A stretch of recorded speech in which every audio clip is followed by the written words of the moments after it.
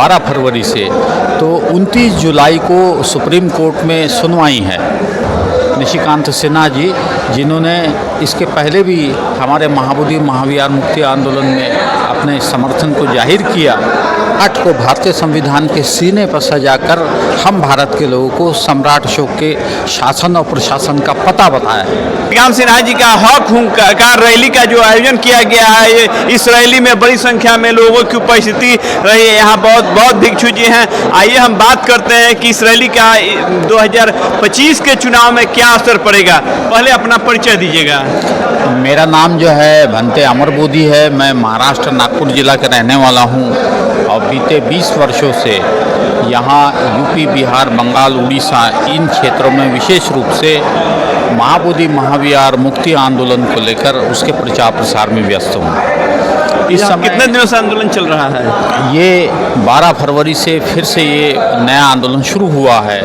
चूँकि इस आंदोलन को सबसे पहले धम्मपाल अनागारी जी श्रीलंका से आकर भारत में उन्होंने शुरू किया था। उनके तत्पश्चात मेरे दीक्षा गुरु पूज्य भंते सुरेश साई जी, उन्होंने जापान से आकर शुरू किया था।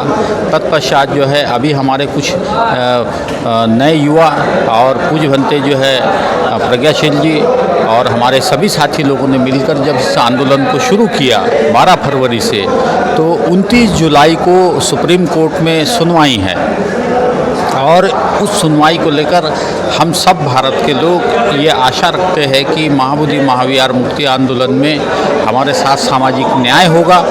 और आज हम यहाँ इस बापू सभागार में जिस मीटिंग के लिए पहुँचे हैं, उसमें हमारे निशिकांत सिन्हा जी, जिन्होंने इसके पहले भी हमारे महाबोधि महाविहार मुक्ति आंदोलन में अपने समर्थन को जाहिर किया, इसके पूर्व जो है इस समर्थन को देने वालों में देश की जानी मानी राजनेता बहन कुमारी मायावती जी ने भी इस आंदोलन को समर्थन दिया। और उनके यहाँ प्रभारी है, बिहार प्रभारी माननीय अनिल कुमार जी पटेल, उन्होंने अपने साथियों के साथ रामजी गौतम सांसद जी के साथ आकर 1 लाख रुपए का उन्होंने वहाँ संगदान भी किया। मैं उनको धन्यवाद देता हूँ।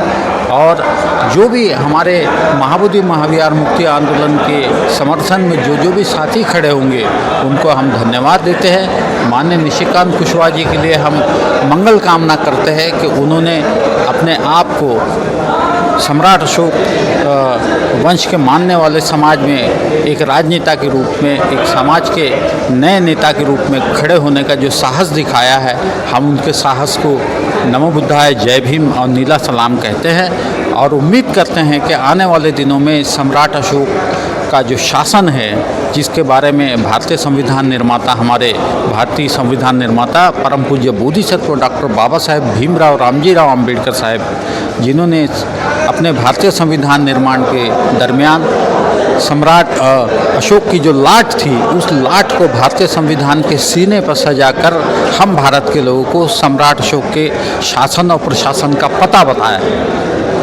उस पते की वजह से ही हम सब आज भारत के लोग ये निर्णय लेते हैं कि आने वाले दिनों में सम्राट अशोक का शासन लाना है और भारत का संविधान बचाना है।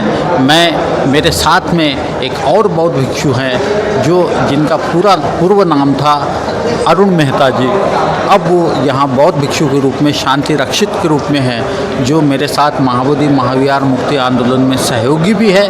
और आने वाले दिनों में जो सम्राट अशोक संदेश अभियान की जो कमान हम लोगों ने 5 अप्रैल 2025 को अगम गुआ के सम्राट अशोक के उसी कुआ पर शुरू की थी, उस अभियान को भी हम लोगों ने जो चलाते हुए यहाँ तक जो सफ़र किया है, मैं आप लोगों को धन्यवाद देता हूँ, विनय कुशवाहा जी को, जिन्होंने आज के इस चैनल से हमारी बातचीत कराई। और आने वाले दिनों में मैं ये दावे के साथ कह सकता हूँ कि हमारे भारतीय संविधान निर्माता परम पूज्य बोधिसत्व डॉक्टर बाबा साहेब भीमराव रामजीराव अम्बेडकर साहब ने जो बुद्धमय भारत बनाने का जो सपना देखा था, वो सपना जरूर पूरा होगा।